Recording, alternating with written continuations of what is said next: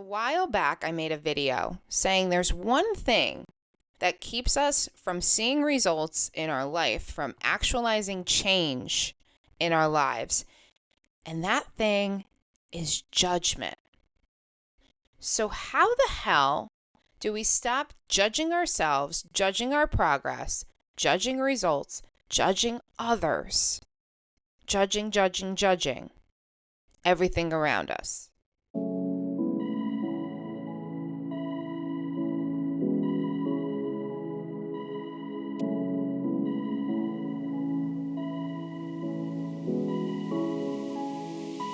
Welcome to Life Talks with Lex, a podcast where we keep it real, raw, and relevant as we explore conscious conversations about the human experience and all of life's conditions.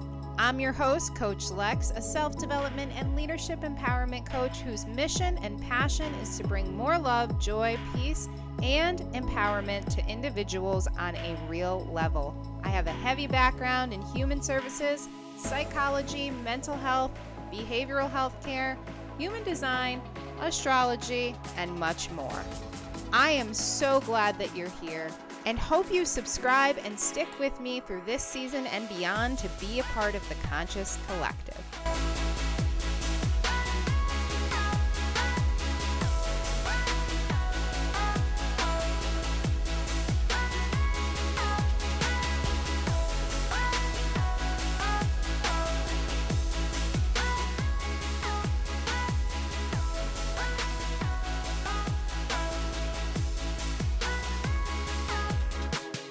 Hey Life Talk listeners, happy Tuesday. Good to be with you this week. This is going to be a bit of a shorter episode, but I want us, before we do anything else, if you're listening in your car or you're listening at your desk and you're clenching the wheel and your jaw is tightened, to just exhale.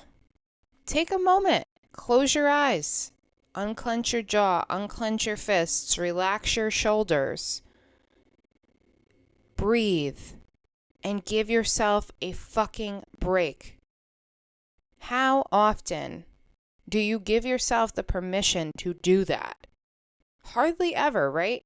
Use your breath to release all of the emotions and the anxiety and the stress and the burnout that you've been carrying around on a daily basis. That is literally poisoning you and amplifying every other emotion and experience that you're having. Just release it. Now let's follow that with a quote from Vietnamese Buddhist monk Thich Nhat Hanh. For things to reveal themselves to us, we need to be ready to abandon our views about them. And a couple minutes ago, I mentioned that the number one thing keeping us from results and actualizing change in our life is judgment. And I asked, how the hell do we get through that judgment?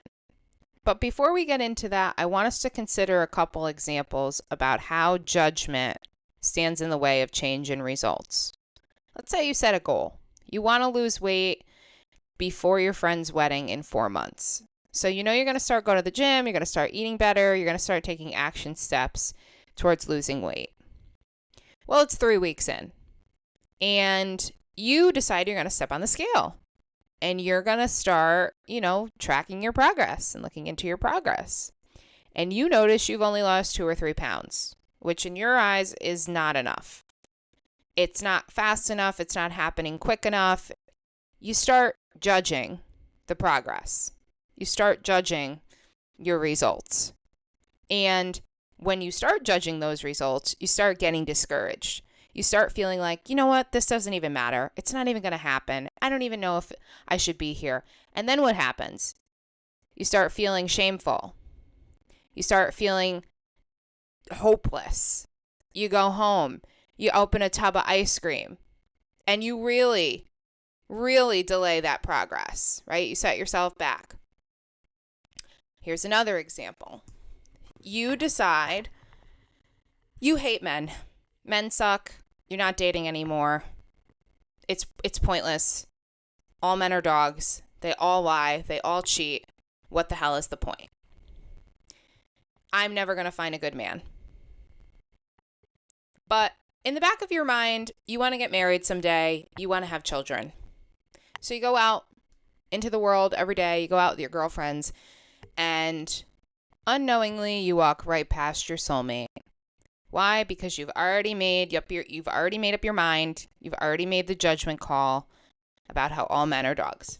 We pull this shit all the time with everything. We won't watch certain television programs. We won't go to certain places. We won't talk to certain people. We won't do certain things. We can't be bothered. We can't be associated. Judge all the time. And it's not just others.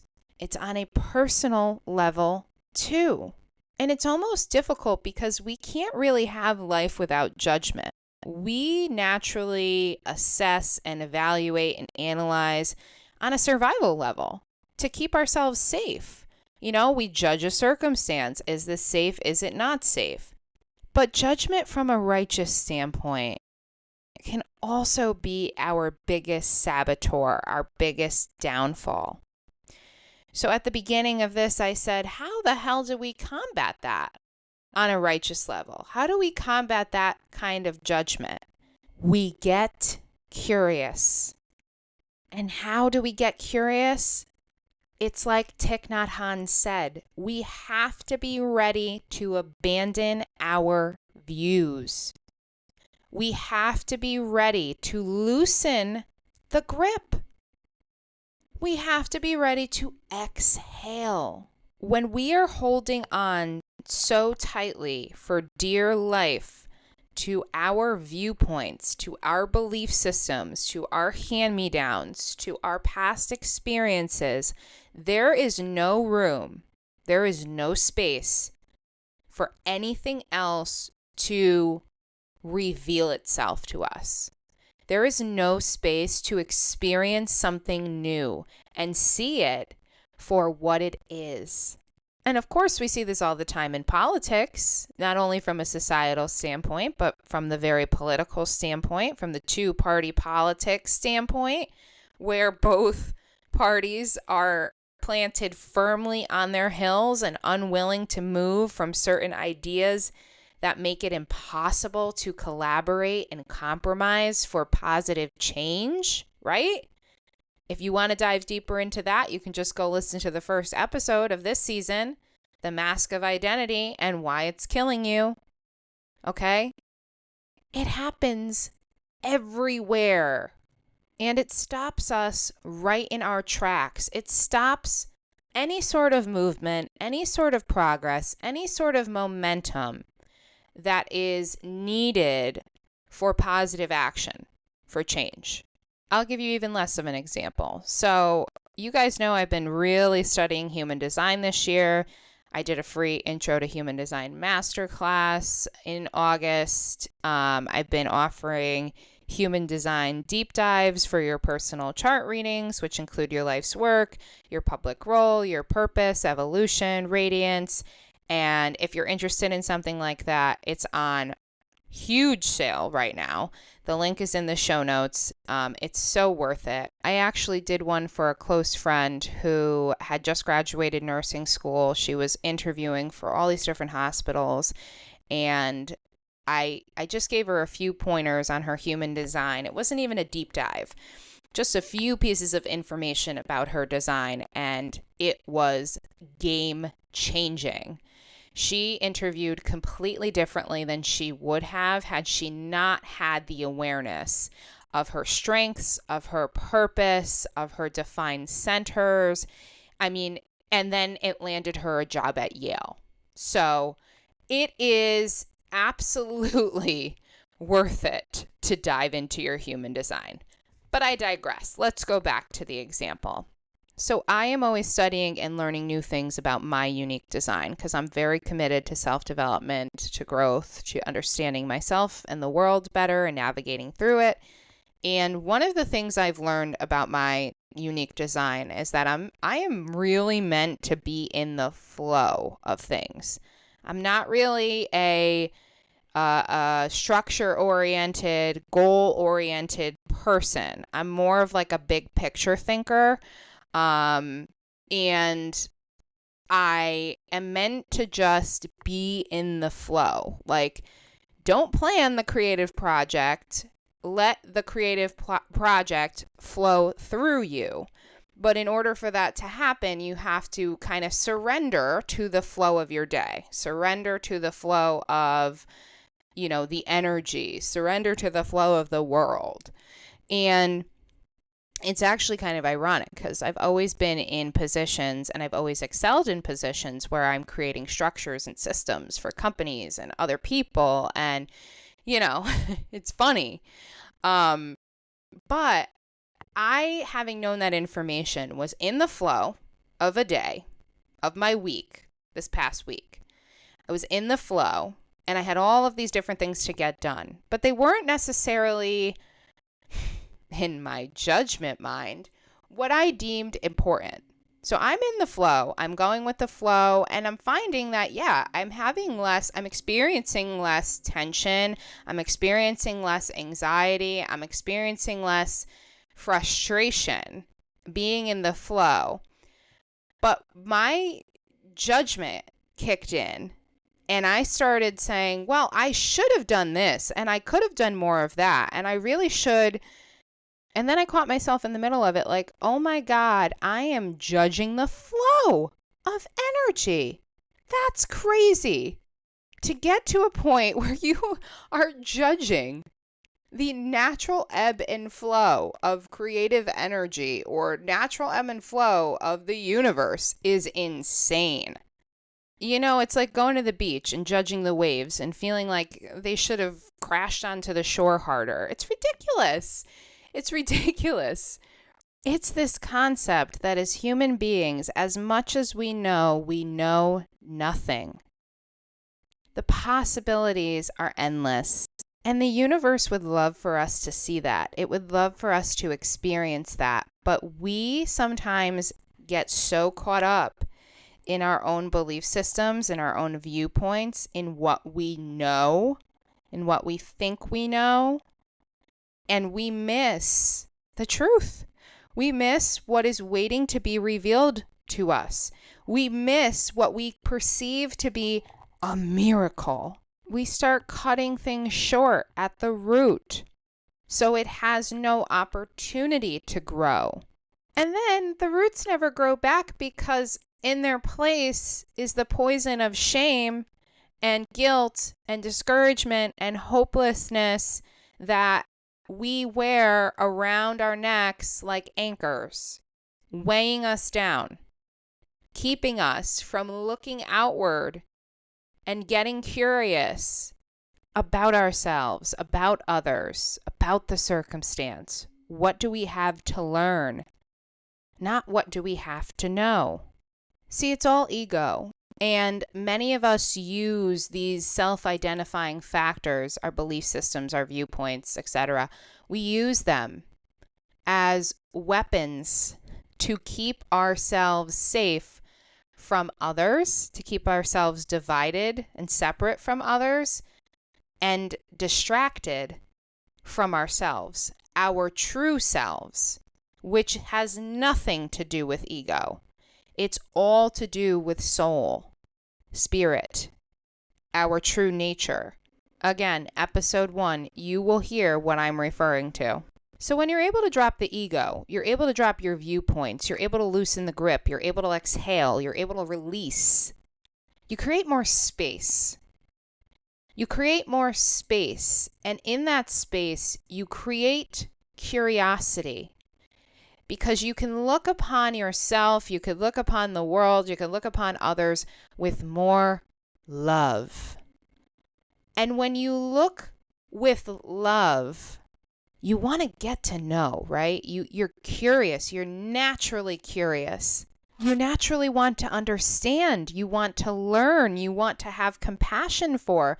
So there's a space that's open to receive. It's open to receive. See, judgment says, I know best. I have nothing to learn.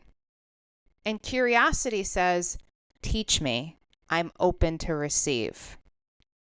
One is super rigid and closed off. And in that space, you will never experience anything new. You will never see the results that you desire. You will never make more money. You will never lose the weight. You will never meet the man of your dreams because judgment knows everything it needs to know. It thinks it has it all figured out. It's righteous. But curiosity says, I know the possibilities are endless, and I'm waiting for you to show me. The frequency of those two are very different. Very different. And we know, not only from a human design standpoint, but from an energetic standpoint, when we are operating at a higher frequency, we attract more than we do at a low vibration. So really, this isn't just about being better people, because we should be better people, or we should not judge. It's not about that. It's about literally putting you back in connection to yourself, to others, to the world around you, to the results that you want, and keeping you in the game. Because judgment takes you right out. Now, because it's my dad's birthday, I'm going to tell you guys one quick story in honor of him to wrap this episode up, because you got a lot to think about. Something I always get a lot is, how the hell did you forgive your father? For the first 21 years of my life, I really did not have much of a relationship with my father. The one I did have was supercharged with anger and resentment and hatred. And I was very young. I was an impressionable age when my dad really helped to shape the views I had about men, the world, love. And it was really both my parents, but my dad did a lot of damage to my security and my safety and my stability in life. And, you know, by the time I was in my junior year of high school, he had pretty much taken everything from me and my mom. And life at that time was unimaginable. I struggled with chronic depression. I struggled with bulimia. I was suicidal. I mean, it was bad. It was bad. Up until about age 21. And luckily, I found a really, really, really great therapist who gave me the tools and the practice to really overcome this rage that I felt. Even mentioning my father's name, like even mentioning him, I just felt this insurmountable rage within me that I could not overcome for the longest time. And it consumed my life. It was consuming me from the inside out. And a lot of people outside of this situation would tell me things like, you know, you need to forgive your father. You need to try to reconcile with him. You need to make amends. You're going to want him in your life someday. And I didn't want to hear that, guys. I was like, get the fuck away from me. You have no idea who this man is, what he's done, how badly he's hurt me, how badly he's hurt my mother, how badly he's hurt other people. You have no idea. I don't want to fucking hear it. I don't need this guy in my life.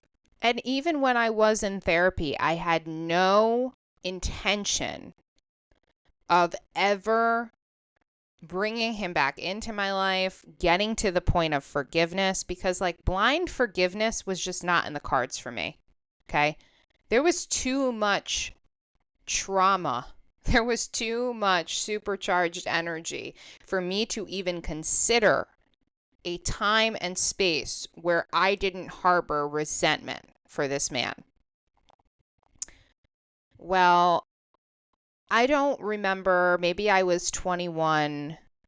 Maybe I was a little older, but I was walking around the city of Boston with my best friend, and we were going to get donuts.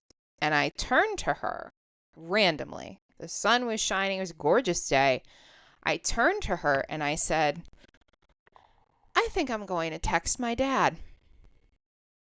And she looked at me and was like, really? And I was like, yeah. And she just looked at me and I said, you know, my life is really good now. And I'm in a place where I don't really feel that anger. I'm not carrying it around the same way I was. And so much time has passed. What's to say that I can't get to know who he is as a person now, and he can't get to know me for who I am as a person now? The only thing that was standing in the way of that was me and my judgment and the resentment and the anger that came from that judgment. But greater than that judgment in that moment, because I had done so much work on soul versus ego, on subconscious programming and keeping the trauma alive. I had done so much work around all of that the work I had done had actually opened up a space where I could see exactly how all of those things also played a part in who I knew my dad to be and what he had put us through. I started to not only understand myself and my emotions better, but I also started to understand him better. And I got really curious about, what does that look like now? What might it look like in a space where these emotions are not supercharged, these experiences are not supercharged, and we just see ourselves as human beings? And when I made that decision, our relationship was not sunshine and rainbows. It took courage. It took courage for me to reach out. It took courage from him to respond and to face me, but it ended up cultivating true forgiveness, true compassion. That did not come right away. It was a byproduct of. But the curiosity, the release, the exhale was the path to that. Now, I am not saying this is going to happen in every scenario, but what I am saying is that some incredible things happen when you loosen the grip. When you release the tension that you keep building and building and building up within you, either to be perfect or to keep yourself safe or to keep yourself divided or to keep yourself distracted. Curiosity is the bridge. It is the bridge between you and everything on the other side of all of those emotions. Use it. As we close this episode, ask yourself, where can you afford to get more curious? Where can you afford to loosen the grip? Is it in your relationships? Is it in the acceptance of your parents' flaws? Is it within your interactions with others? Or is it within yourself? Get curious. I love you. Until next time. If you enjoyed today's episode of Life Talks with Lex, don't forget to hit that subscribe button.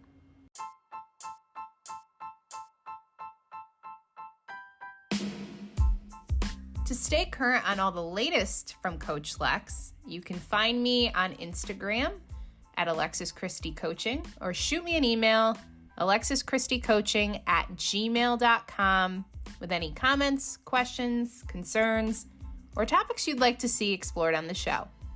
I look forward to hearing from all of you, and I look forward to the next conscious conversation.